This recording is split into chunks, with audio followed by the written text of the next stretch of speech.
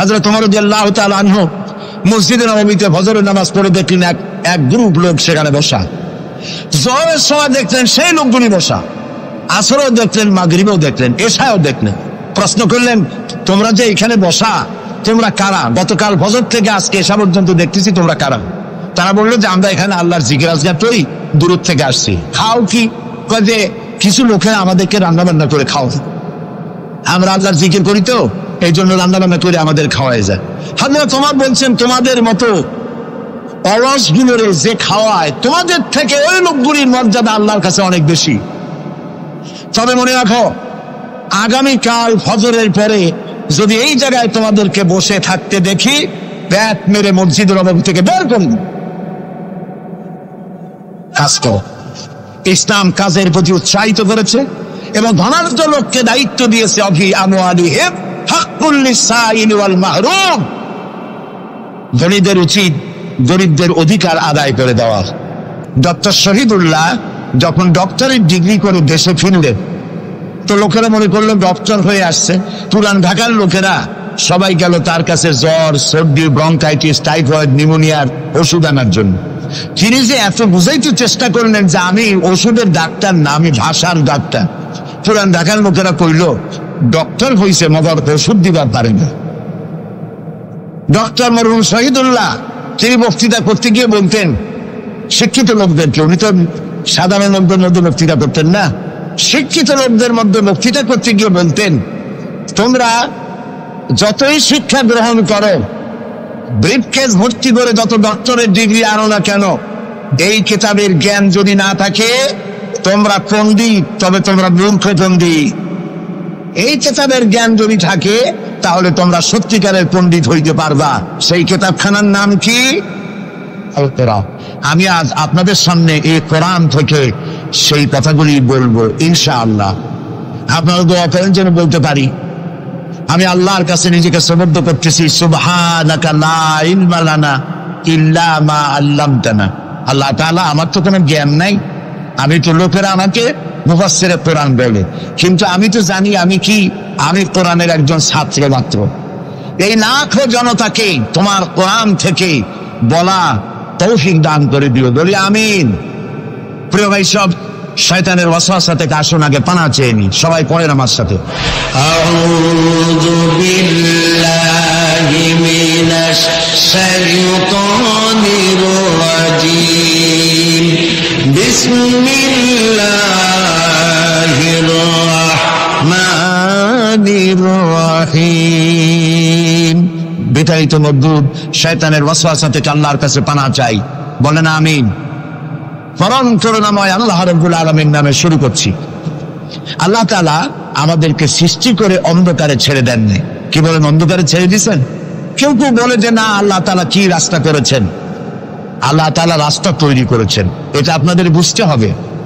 পাহাড়িয়া এলাকায় আপনি যদি হারায় যান, সেখানে কোনো গভর্নমেন্ট রাস্তা করে নাই, কিন্তু আল্লাহ তাআলা গিরিপথ তৈরি করে রাখছেন।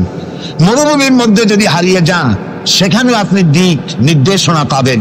সমুদ্রের ভিতরে যদি আপনি হারিয়ে যান, কোন নাবিক যদি হারায়, দিনের বেলায় সেটা কম্পাস দিয়ে চললো, রাতের বেলায় তার চলার জন্য আকাশে আল্লাহ তারকা খচিত করে রেখেছেন, যাতে নাবিকরা হারিয়ে না যায়। যে আল্লাহ রাব্বুল আলামিন পাহাড়ি এলাকার ভিতরে মানুষ যেন হারিয়ে না যায়, এজন্য পাহাড়ের ভিতরে গিরিপথ তৈরি করলেন। মরুভূমির ভিতরে চলার জন্য দিকের নির্দেশনা দিলেন। সমুদ্রের ভিতরে নাবিক যাতে না হারায়, আকাশে তারকা আল্লাহ তাআলা খচিত করে রাখলেন। সেই আল্লাহ রাব্বুল আলামিন পৃথিবীতে মানুষ চলাফেরা করবে, মানুষ জন্মগ্রহণ করে মৃত্যু পর্যন্ত চলার জন্য তার অর্থনীতি প্রয়োজন, রাজনীতি প্রয়োজন, সমাজনীতি প্রয়োজন, তার শিক্ষানীতি প্রয়োজন। জীবনের এই নীতিমালার বাঁকে বাঁকে মোড়ে মোড়ে সে হারায় যাবে। আল্লাহ তাআলা এমনকি তার বান্দার প্রতি আচরণ করতে পারেন না। সেজন্য রব্বুল আলামিন বান্দা পৃথিবীতে যেন সঠিক পথে চলতে পারে, এজন্য তার জীবনের প্রত্যেকটি মোড়ে মোড়ে বাঁকে বাঁকে আল্লাহ তাআলা কোরআনের আলো, নূরের আলো আল্লাহ জ্বালিয়ে রেখেছেন। আল্লাহ তাআলা বলেন, قد جاءكم من الله نور وكتاب مبين قد جاءكم من الله نور ও পৃথিবীর মানুষেরা শোনো, অবশ্যই আমি আল্লাহর পক্ষ থেকে তোমাদের জন্য এসেছে আলো, ওয়া কিতাবুম মুবিন, আর দিয়েছি আমি একটা স্পষ্ট কিতাব, সুস্পষ্ট কিতাব। তোমাদের সৃষ্টি করে আমি অন্ধকারে ফালাই দেই নেই, আমি একটা আলো দিছি। সেই আলোটা কি? সূর্য? সেটি কি চন্দ্র? না, সেটি চন্দ্র নয়, সেটি সূর্য নয়।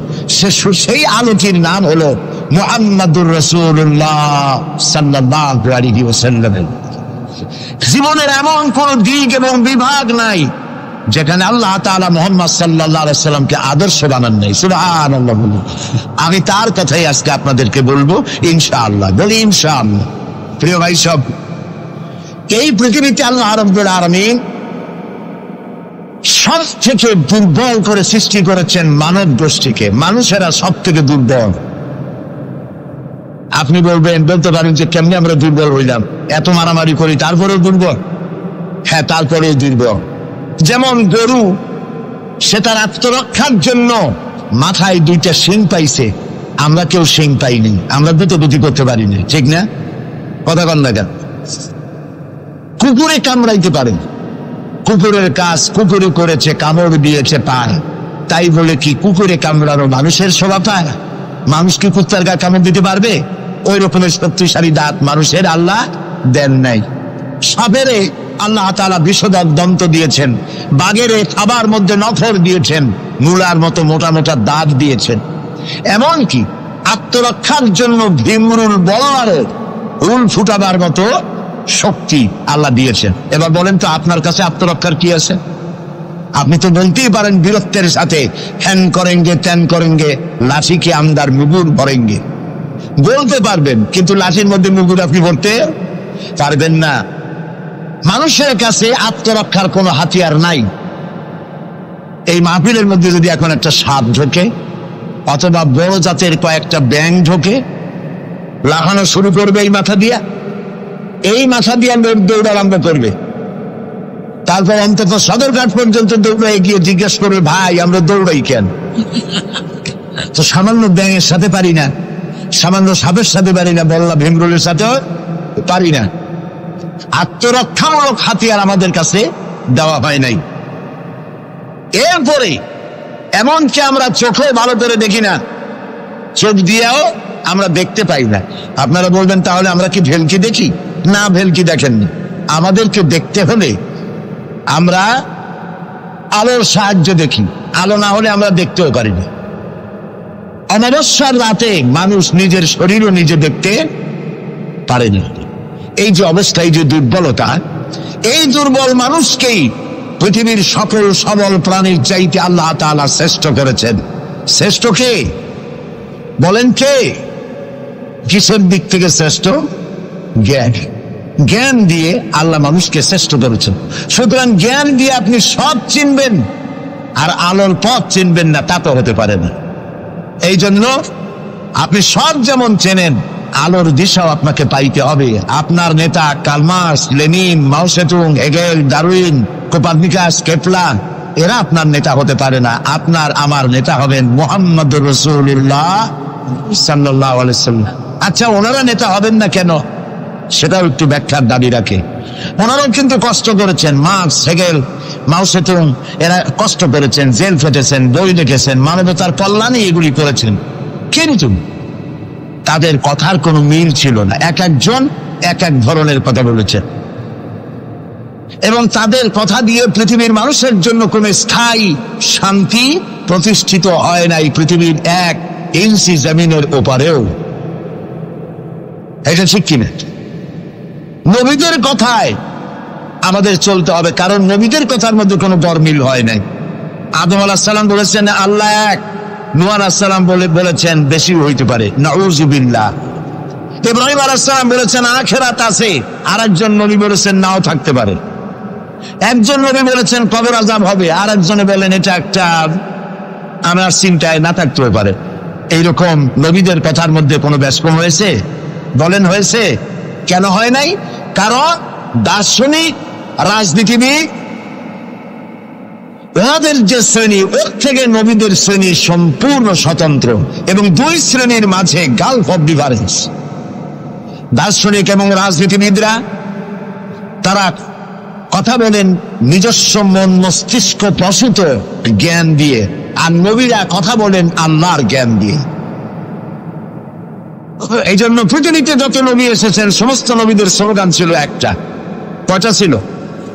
আদম আলাইহিস সালাম থেকে নিয়ে শুরু করে মুহাম্মাদুর রাসূলুল্লাহ সাল্লাল্লাহু আলাইহি ওয়াসাল্লাম পর্যন্ত যত নবী আল্লাহ পৃথিবীতে পাঠিয়েছেন সমস্ত নবীদের স্লোগান একটাই ছিল, লা ইলাহা ইল্লাল্লাহু মুহাম্মাদুর রাসূলুল্লাহ। মুহাম্মদ রাসূলুল্লাহ নবী করিম সাল্লাল্লাহু আলাইহি ওয়াসাল্লামের সময় হয়েছে, আর বাকি সমস্ত নবীর সময় স্লোগান একটাই ছিল, লা ইলাহা ইল্লাল্লাহ। কোনো বেশ কম নাই, সব নবীরা এক কথা বলেছেন। কারণ নবীরা যে কথা বলেছেন সমস্ত কথা আসছে একটা অফিস থেকে। কয়টা অফিস? এবার বলেন তো অফিসটার নাম কি? কার অফিস? আল্লাহর অফিস। এবং একজন মেসেঞ্জার সমস্ত নবীদের কাছে আল্লাহর মেসেজ বহন করে নিয়ে এসেছেন, সেই আল্লাহ কর্তৃক নিয়োগ প্রাপ্ত অথেন্টিক জেনুইন যিনি রাসূল ছিলেন, বার্তাবাহক ছিলেন, স্পেশাল মেসেঞ্জার ছিলেন, তার নাম কি? সুবহানাল্লাহ। পৃথিবীর সবচাইতে বেশি মর্যাদা এবং সব থেকে বেশি সুন্দর করে আল্লাহ তাআলা তাকে এই পৃথিবীতে পাঠিয়েছেন। তিনি যখন পৃথিবীতে আসলেন, পৃথিবীটা কি ছিল? চুরি, ডাকাতি, জেনা, ব্যভিচার, হত্যা, ধর্ষণে ভরপুর মরাজাতি। ওই যে বলেছিলাম মরাজাতি, এই মরাজাতিটারে কেমনে জিতে বানানো যায়, রাসূলুল্লাহ সেই চেষ্টা করলেন। 40 বছর বয়স ফেরা পাহাড় থেকে নেমে এলে কবি বলছেন, উতর কর গারে হেরা সে সুয়ে কওম আয়া, উতর কর গারে হেরা সে সুয়ে কওম আয়া, और एक नुस्खे किमिया साथ लाया। হেরা পাহাড় থেকে নবীজি নেমে এলেন, সাথে আনলেন পরশ পাথর, নাম কি? কোরআন। হেরা পাহাড় থেকে নেমে আসলেন, হাতে আনলেন পরশ পাথর। এই পরশ পাথরের ছোঁয়া যখন লাগলো ওমরের মতো পাথর সোনার টুকরা হয়ে গেল। সুবহানাল্লাহ। যারা ছিল নারী জাতির ইজ্জত, সতীত্ব, সংগ্রামের জম, তারা হয়ে গেল নারী জাতির পাহারাদার। সুবহানাল্লাহ বলুন। কোরআন মরা জাতিকে জিন্দা করছে। আহারে কপাল, সেই কোরআন শরীফ দিয়ে তাবিজ লিখি আমরা। আরে কপাল। বাংলাদেশে ইমদাদিয়া লাইব্রেরি, ওসমানিয়া লাইব্রেরি, কতগুলি লাইব্রেরি হয়েছে চকবাজার এলাকায়। আমি তাদেরকে অনুরোধ করব, আপনারা এই আকামটা কখনো করবেন না। ভালো কাজটা করতেছেন, দৈবত্র সাবেন, কিন্তু কোরআন শরীফের মধ্যে আপনারা তাবিজ ঢুকাইছেন। তাদের লেখা, তাদের সাবানো কোরআন শরীফের মধ্যে দেখা যায় সূরা ইউসুফের নকশা, সূরা মরিয়মের নকশা, সূরা মায়েদার নকশা, ইয়াসিনের নকশা, এবং লেখা আছে এই নকশা ব্যবহার করলে মাথা ভালো হবে, ওই নকশা ব্যবহার করলে বিয়ে হবে তাড়াতাড়ি, এই নকশা ব্যবহার করলে তাড়াতাড়ি বাচ্চা হবে। কোথায় পেয়েছি? কোরআন শরীফ তাবিজের জন্য নাজিল হয় নয়, বিশ্বাস করুন মুসলমান। সুতরাং নকশা আঁকায়া কোরআন শরীফে ছাপানো আল্লাহর কালামের সাথে বেয়াদবি।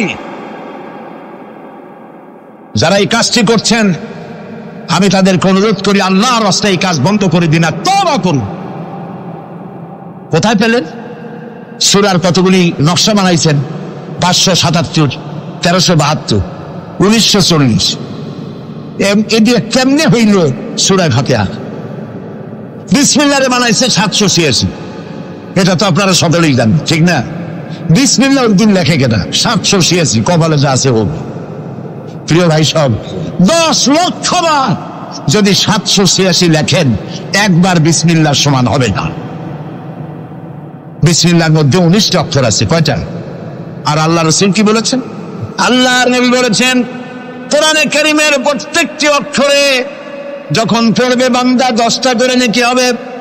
বিসমিল্লাহির রহমানির রহিম পড়েন আমার সাথে, বিসমিল্লাহির রহমানির রহিম। রাসূলুল্লাহর ওয়াদা অনুযায়ী আমার সাথে যখনই পড়লেন বিসমিল্লাহির রহমানির রহিম, একটা অক্ষরে 10, 19টায় 190টি নেকি আমাদের আমলনামায় লেখা হয়ে গেছে। কাজে এই নকশা দিয়ে যারা তাবিজের ব্যবসা করে কিয়ামতে অবশ্যই আসামি হতে হবে।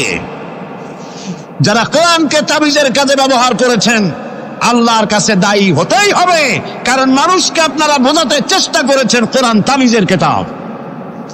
অথচ কোরআন এসেছিল একটি সমাজ, একটি রাষ্ট্র বিপ্লব করার জন্য। রাসূলুল্লাহ হচ্ছেন পৃথিবীতে সুন্দর, সুখী, সমৃদ্ধশালী আধুনিক রাষ্ট্রের শ্রেষ্ঠ রূপকার, এবং এই কোরআন দিয়ে তিনি এমন এক রাষ্ট্র বিনির্মাণ করেছিলেন যেখানে চুরি ছিল না, ডাকাতি ছিল না, জেনা ছিল না, ব্যভিচার ছিল না, হত্যা ছিল না, ধর্ষণ ছিল না, সন্ত্রাস মুক্ত সমৃদ্ধি একটি সুখী সমাজ তৈরি করেছিলেন নবী করিম সাল্লাল্লাহু আলাইহি ওয়াসাল্লাম। প্রিয় ভাই সব, বড় আফসোস লাগে সেই কোরআনে শুধু চুমাই খাই, বুকেই লাগাই, আর এই কোরআন শরীফ নিয়ে আমরা কাজে লাগাইতে পারলাম না। এটা ঠিক কিনা? কোরআনকে কাজে লাগাইতে পারছি? পারি নাই। কোরআন শরীফ খালি ঝুলে ঝুলে পড়ি। দেখেন, রমজান মাসে আমাদের দেশের লোকেরা দেখতে পারে, ভাই তোমার বাড়ি কি হয়েছে জানি না, আমার পুতের বউ 7 খতম, আমার মেয়ে ক্লাস 9-এ পড়ে, ও 3 খতম, ওর মায় 13 খতম, আর আমি নিজে এমনি এমনি খতম। আপনি প্রতিযোগিতা করে কোরআন শরীফ খতম করবেন, এই জন্য নাযিল হয়েছে কোরআন শরীফ। আপনি কি বিশ্বাস করেন?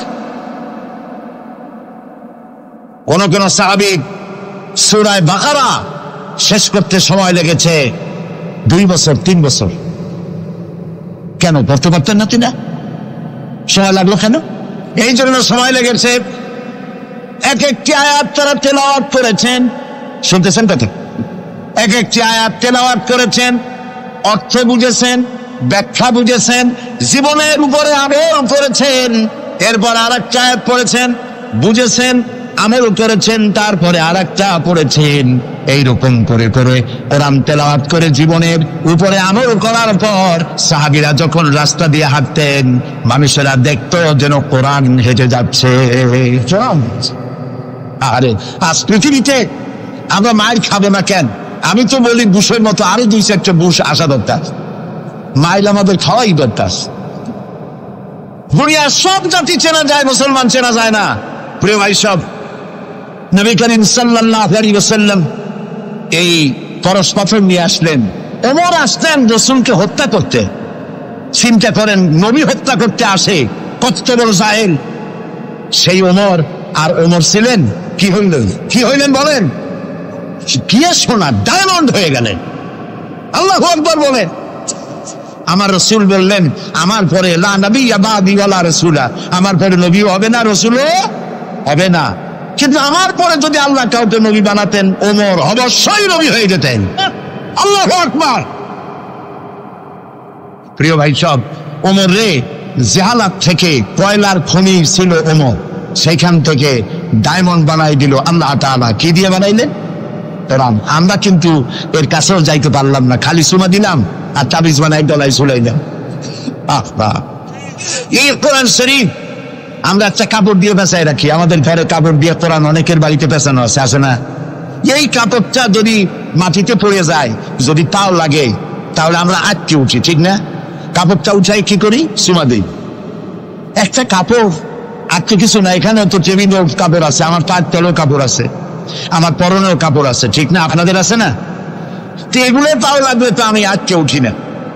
কোরআন শরীফের সাথে যে কাপড়টা ছিল ওটা পড়ে গেলে পাও লাগলে আটকে উঠি, এবং অপরাধ বোধের সৃষ্টি হয়, ঠিক কিনা? কেন হয়?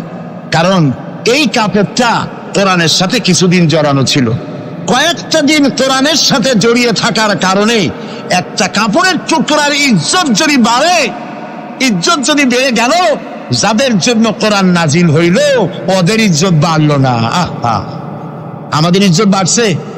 আমাদের ইজ্জত যদি বাড়বে, তাহলে ইরাকে বুশেরা আমাদের মারে কেন? আমাদের ইজ্জত যদি বাড়ে, তাহলে শ্যারন প্যালেস্টাইনে আমাদের মারে কেন? আমাদের ইজ্জত যদি বাড়ে, তাহলে কাশ্মীরে ভারতের কাফের সরকার আমাদের মারে কেন? আলজেরিয়ায়, বসনিয়ায়, চেচনিয়ায়, এরিত্রিয়ায়, সারা পৃথিবীতে আমরা মার খাচ্ছি। তাহলে কি এই কথা বুঝবো যে কোরআন থাকবে যে জাতির কাছে, কোরআনের কারণেই তারা মার খাবে? আল্লাহ কি বলে শুনি। আল্লাহ রাব্বুল আলামিন বলেন, তাহা মা আনজালনা আলাইকাল কুরআনা লিতাশকা। ও নবী, কোরআন আমি এই জন্য নাযিল করি নাই যে কোরআন আপনাকে ভাগ্য বিপর্যস্ত করে দেবে, হতভাগ্য বানায় দেবে। কোরআন এই জন্য নাযিল করি নাই। কোরআন নাযিল করেছে এই জন্য, কোরআনের ধারক বাহক যারা হবে তারা শাসিত হবে না, গোটা বিশ্বকে তারা শাসন করবে। এই জন্য এসেছিল কোরআন। কারণ কোরআন দিয়ে শাসন করলেই মানুষেরা নিরাপত্তা পাবে। নারীর অধিকার কে দিল? এই কোরআন দিয়েছে। শ্রমিকের অধিকার কে দিল? এই কোরআন দিয়েছে। কৃষক, মজুর, সাদা এবং কালো মানুষের ব্যবধান কে দূর করলো? এই কোরআন করেছে। সুবহানাল্লাহ। এই কোরআনের মধ্যে কি কি আছে? এর মধ্যে রাজনীতি আছে, অর্থনীতি আছে, সমাজনীতি আছে, দর্শন আছে, এর মধ্যে পররাষ্ট্রনীতি আছে, স্বরাষ্ট্রনীতি আছে। বিজ্ঞান আছে বলে এ কোরআন বিজ্ঞানের বই নয়। ইতিহাস আছে বলে এ কোরআন ইতিহাসের বই নয়। রাজনীতি আছে বলে এটা রাজনীতির কিতাব নয়। অর্থনীতি আছে বলে এটা অর্থনীতির কিতাব নয়। তাহলে প্রশ্ন হবে এটা কি?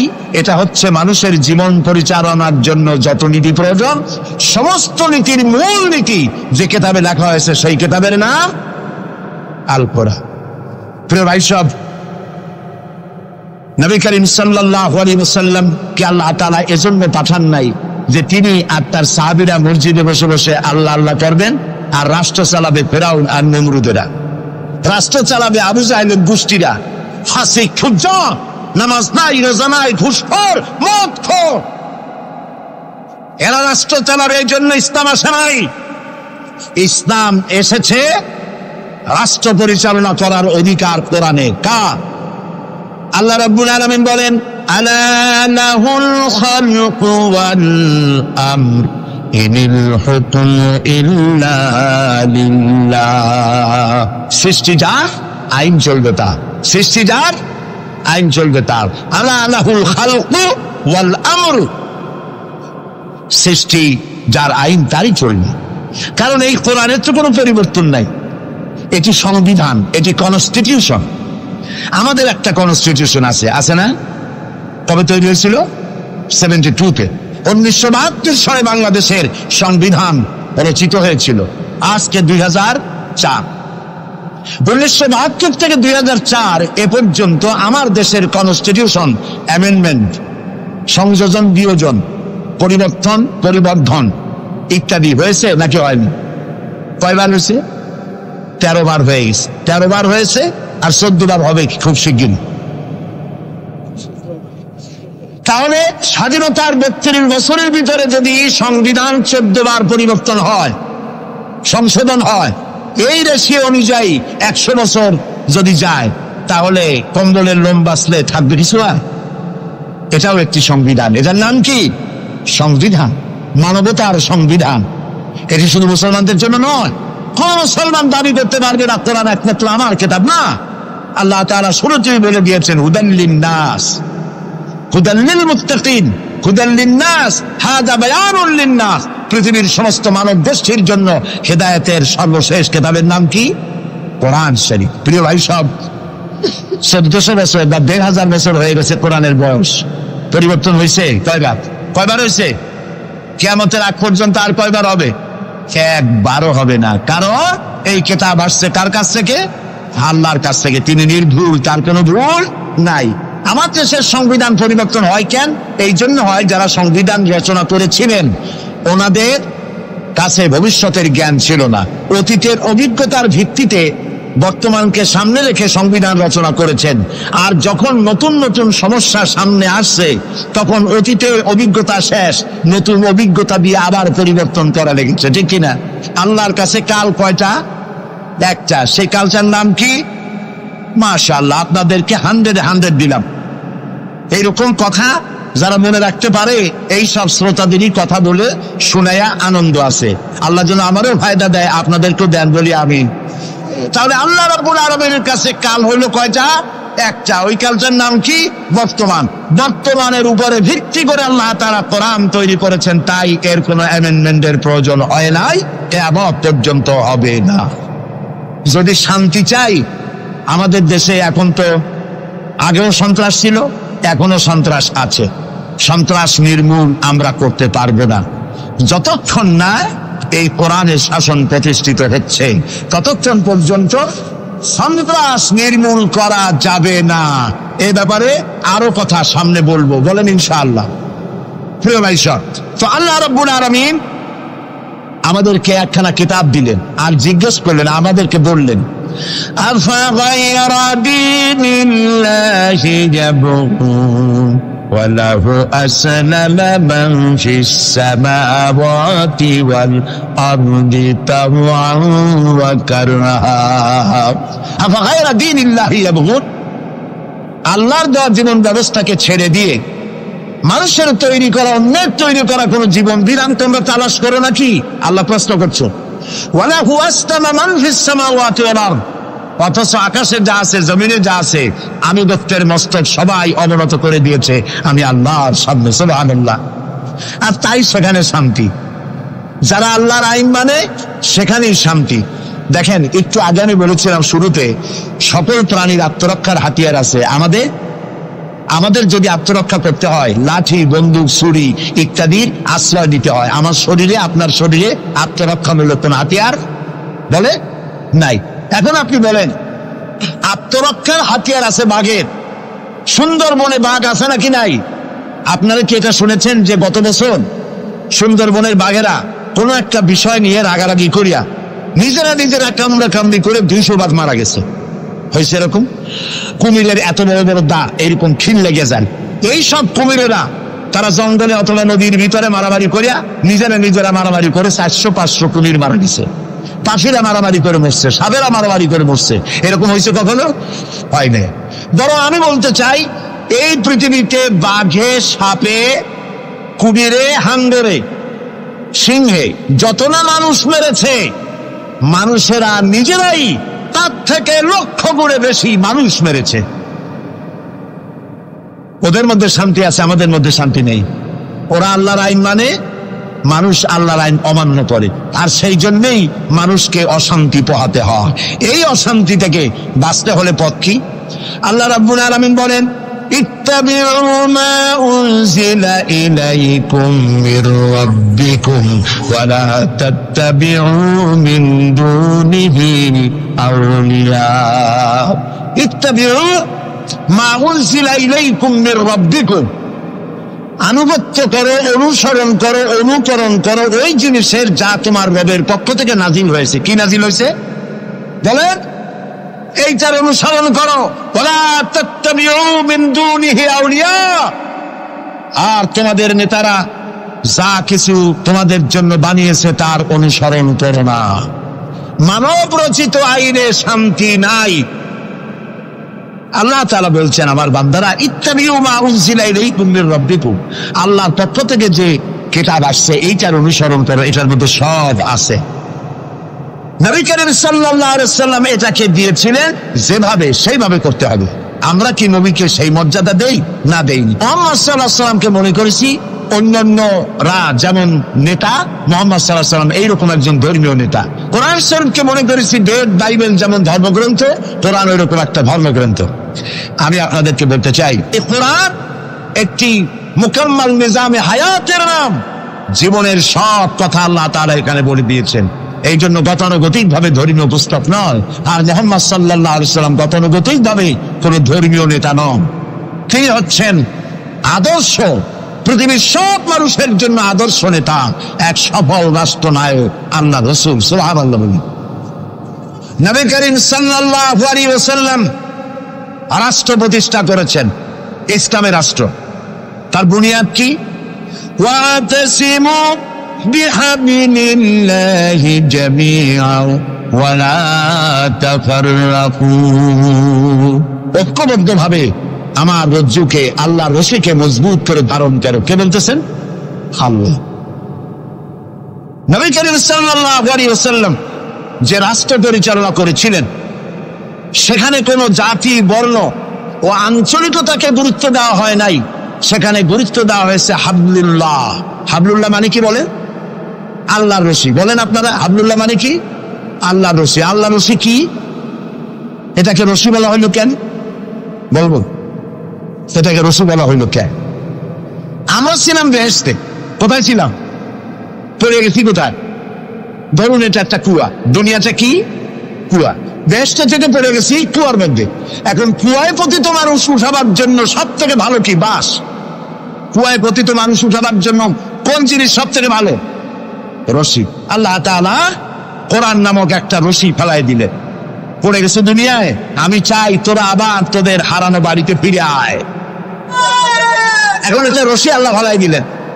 কুয়ার মানুষ উঠাবার জন্য রশি সব থেকে ভালো, তবে রশির দুইটা শর্ত লাগবে। শর্ত কয়টা? দুইটা। এক নম্বরের শর্ত হলো রশি যেন পচা পাটের দড়ি না হয়, তাহলে পরে নিচে যারা ছিঁড়ে পড়বে, উপরে যে টান দিয়ে উঠাইতে যাবে, ছিঁড়া গিয়া প্রতিটা মানুষের দাঁতটা ছিল ওগুলো ভাঙিয়ে শেষ হয়ে যাবে। তাহলে দড়ি কি হইতে হবে? মজবুত।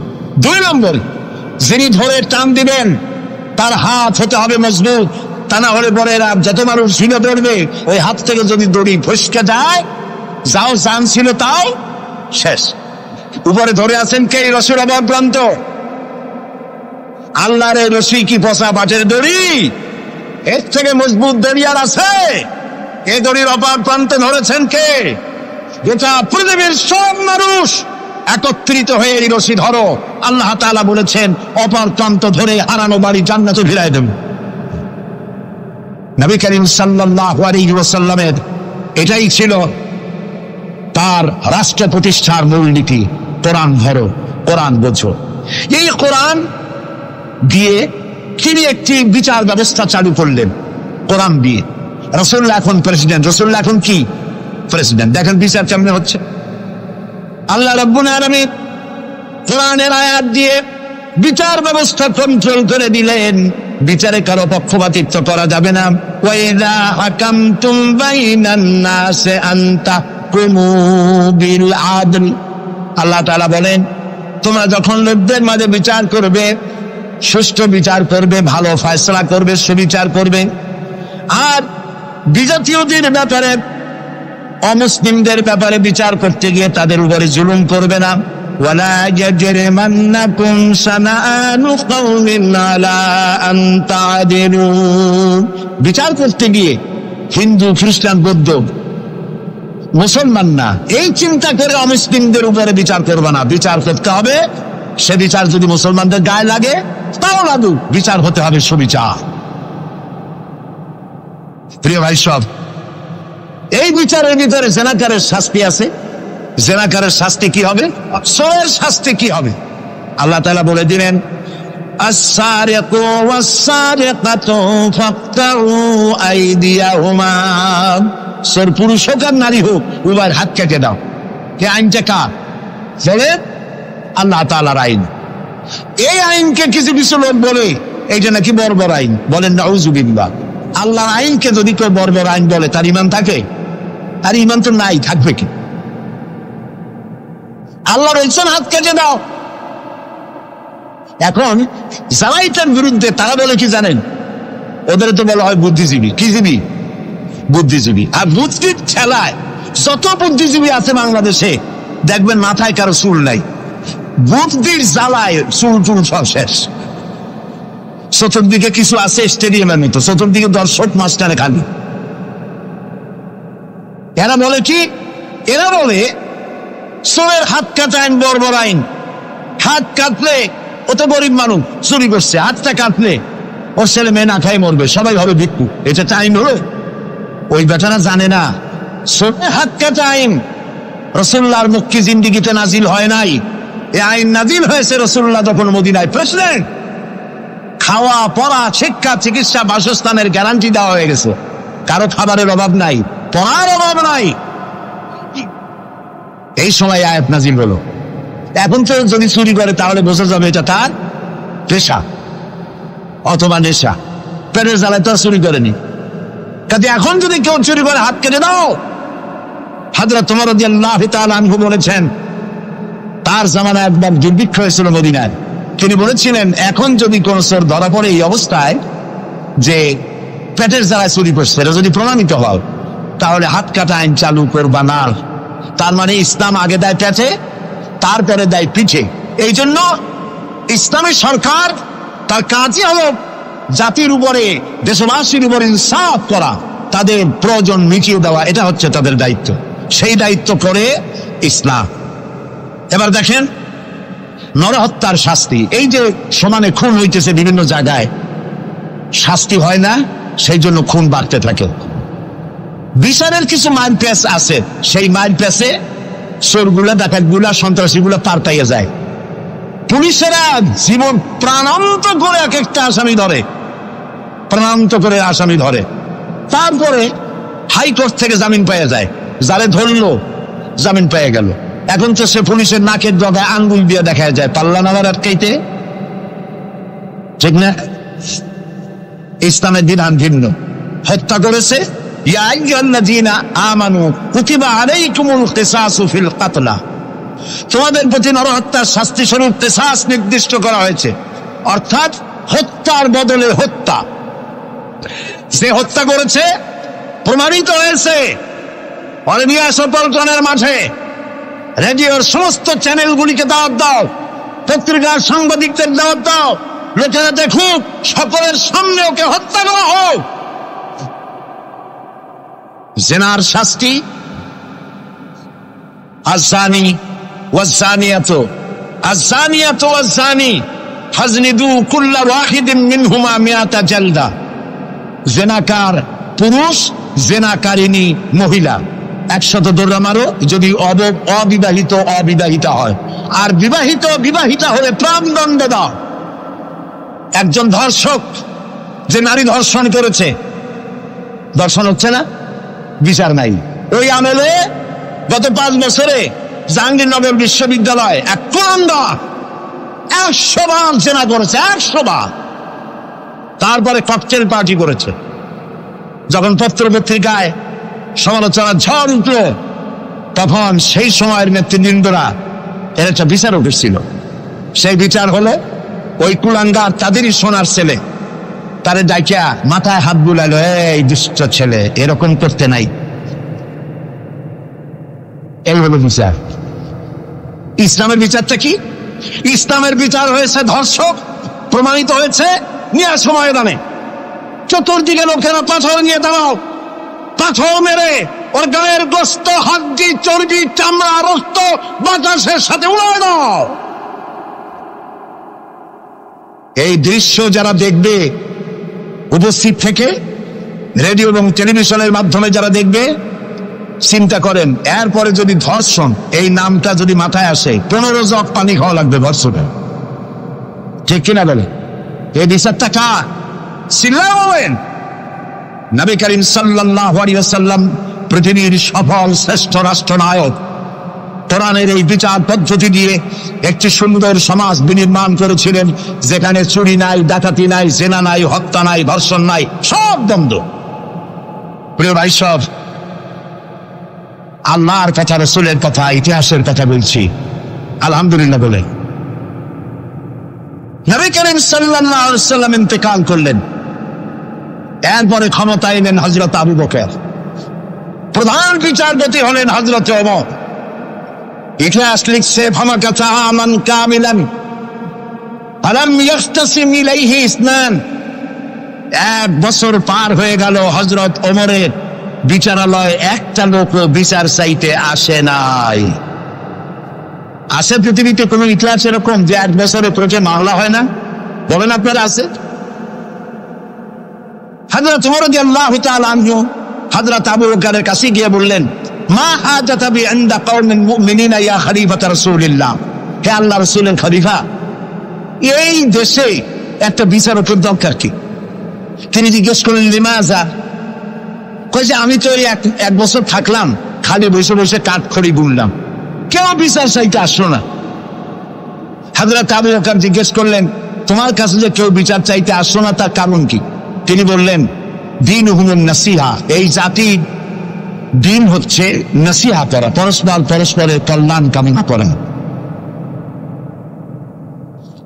ওয়া মানহাজুহুমুল কুরআন, আর তাদের সংবিধান হচ্ছে কোরআন। ওয়া আমালুহুম আল আমরু বিল মারুফ ওয়ান নাহয়ু আনিল মুনকার, আর এই জাতির আমল হলো ভালো কাজের আদেশ করা, অন্যায় কাজ থেকে মানুষকে বিরত রাখা। কুল্লু ওয়াহিদিন মিনহুম ইয়ারিফু হাদ্দাহু ফায়াকিফু ইনদাহু, আর এর প্রত্যেকটি ব্যক্তি তার সীমারেখা চেনে, আল্লাহর হদ সীমারেখা চেনে এবং সেই সীমারেখার কাছেই সে দাঁড়িয়ে যায়। সুতরাং এই যখন এই জাতির অবস্থা, ফাফিমা হুম ইয়াখতাসিমুনা ইলাইয়া ইয়া হালিফাত রাসূলুল্লাহ সাল্লাল্লাহু আলাইহি ওয়াসাল্লাম, এই যখন জাতির অবস্থা, সেই জাতি মামলা করতে আসবে কেন? সুবহানাল্লাহ। মামলা নাই, মোকদ্দমা নাই, এমন একটি সমাজ নবী করিম সাল্লাল্লাহু আলাইহি ওয়াসাল্লাম তৈরি করেছেন। এবং এই সমাজে মানুষকে উপার্জনের জন্য তাগিদ দেওয়া হতো, চুপ করে বসে থাকতে পারবে না, কাজ করে খাও। কি করে খাও বলেন? কি করে খাও? কাজ করে খাও। হাত যে এইভাবে করে নেয়, এই হাতের কোনো দাম নাই, এভাবে করে তিনি দেয়, সেই হাতের দাম বেশি। সুবহানাল্লাহ। আল্লাহ রাব্বুল আলামিন বলেন, ফাইদা কুদিয়াতিস সালাতু ফান্তাশিরু ফিল আরদি ওয়াবতাগু মিন ফাদলিল্লাহ। নামাজ যখন পড়া হয়ে গেল, ছড়িয়ে পড়ো আমার ময়দানে, ক্ষেত খামারে, অফিসে, আদালতে, রুজি কামাই করো, বসে থেকো না। রাসূলুল্লাহ বলেছেন, ইদা সাল্লাইতুমুল ফাজরা ফালা তানুমু আন তালবে আরযাতুকুম। ফজরের নামাজ যখন পড়া হয়ে বসে থেকো না, ফালা তানুমু, ঘুমায়ো না, আন তালবে আরযাতুকুম, রুজি কামাবার জন্য মাঠে ময়দানে নেমে যাও। হযরত ওমর রাদিয়াল্লাহু তাআলা আনহু মসজিদে নববীতে ফজরের নামাজ পড়ে দেখলেন এক গ্রুপ লোক সেখানে বসা। জোহরের সময় দেখলেন সেই লোকগুলি বসা, আসরও দেখলেন, মাগরিবেও দেখলেন, এশাও দেখলেন। প্রশ্ন করলেন, তোমরা যে এখানে বসা, তোমরা কারা? গতকাল ফজর থেকে আজকে এশা পর্যন্ত দেখতেছি, তোমরা কারা? তারা বললো যে আমরা এখানে আল্লাহর জিকির আজগার করি, দূর থেকে আসছি। খাও কি? যে কিছু লোকেরা আমাদেরকে রান্না বান্না করে খাও, আমরা আল্লাহর জিকির করি তো এই জন্য রান্না বান্না করে আমাদের খাওয়াই যায়। হাজরা তোমার বলছেন, তোমাদের মতো অলসগুলোরে যে খাওয়ায়, তোমাদের থেকে ওই লোকগুলির মর্যাদা আল্লাহর কাছে অনেক বেশি। তবে মনে রাখো, আগামীকাল ফজরের পরে যদি এই জায়গায় তোমাদেরকে বসে থাকতে দেখি, ব্যাট মেরে মসজিদের নববী থেকে বের করব। কাজ করো।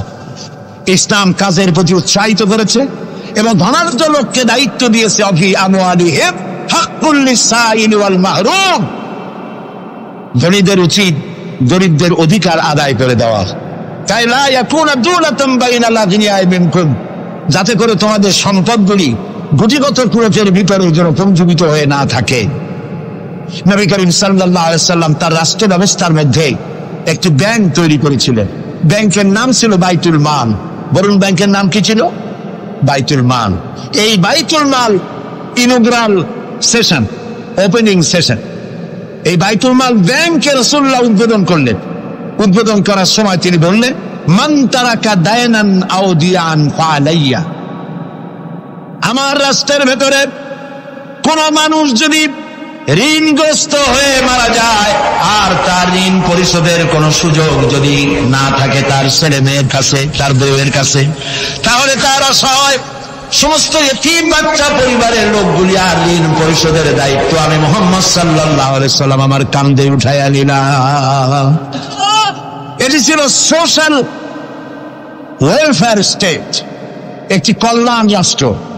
এই পৃথিবীতে কল্যাণ রাষ্ট্রের কনসেপশন সর্বপ্রথম যিনি দিয়েছেন, আধুনিক রাষ্ট্র প্রতিষ্ঠান রূপকার বিশ্বনবী মুহাম্মদ রাসূলুল্লাহ সাল্লাল্লাহু আলাইহি ওয়াসাল্লাম। তাই রাষ্ট্র ছিল সুখী, সমৃদ্ধ, চুরি নাই, ডাকাতি নাই, মাস্তানি নাই, সাদাবাজি নাই। এই দৃশ্য যখন কাফেরেরা দেখলো, তখন কাফেরেরা মনে করলো যে আমরা তো খামোখাই রাসূলের সাথে বিরোধিতা করেছি, উনি তো আমাদের শত্রু না। তখন অবস্থাটা কি হলো?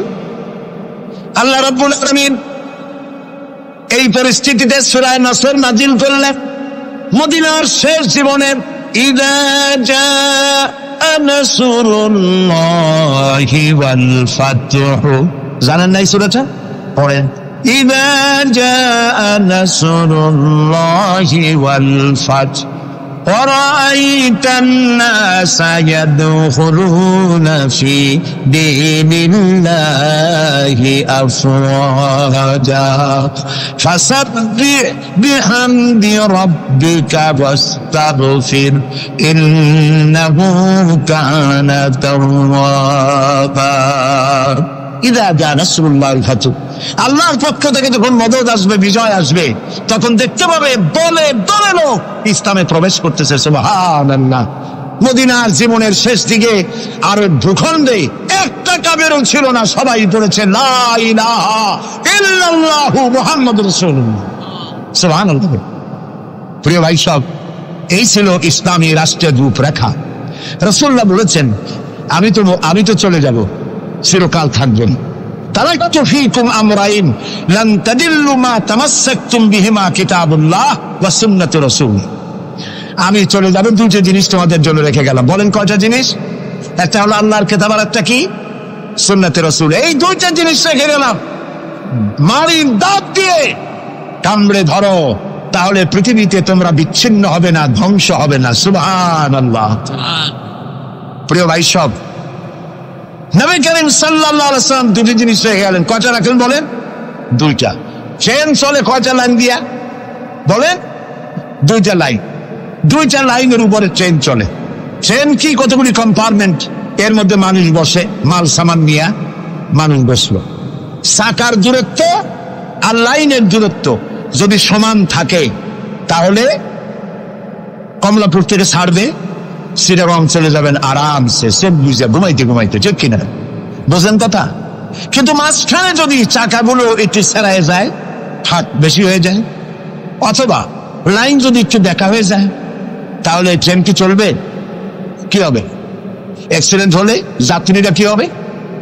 মারা যাবে, মালপত্র সব শেষ হয়ে যাবে। ঠিক না? সুতরাং এটা যেমন বুঝলেন, আমরা ছিলাম বেহেশতে, আসলাম দুনিয়া। আল্লাহ রাব্বুল আলামিন এই দুনিয়াবাসীদেরকে জান্নাতে নিতে চান। সুবহানাল্লাহ বলে। এই জন্য দুইটা লাইন করে দিয়েছেন। দুইটা লাইন রাসূলুল্লাহ পেতে দিয়ে গেলেন। একটার নাম হলো কোরআন, আর একটার নাম হাদিস। আর আপনার আমার দেহ, এই দেহগুলিকে ধরেন কম্পার্টমেন্ট, বগি, ট্রেনের বগি। এই বগি, এই ট্রেন, এই দেহ নামক বগিকে চালাবার জন্য কতগুলি চাকা দরকার। সেই চাকা হলো অর্থনীতির চাকা, রাজনীতির চাকা, সমাজনীতির চাকা, স্বরাষ্ট্রনীতির চাকা, পররাষ্ট্রনীতির চাকা।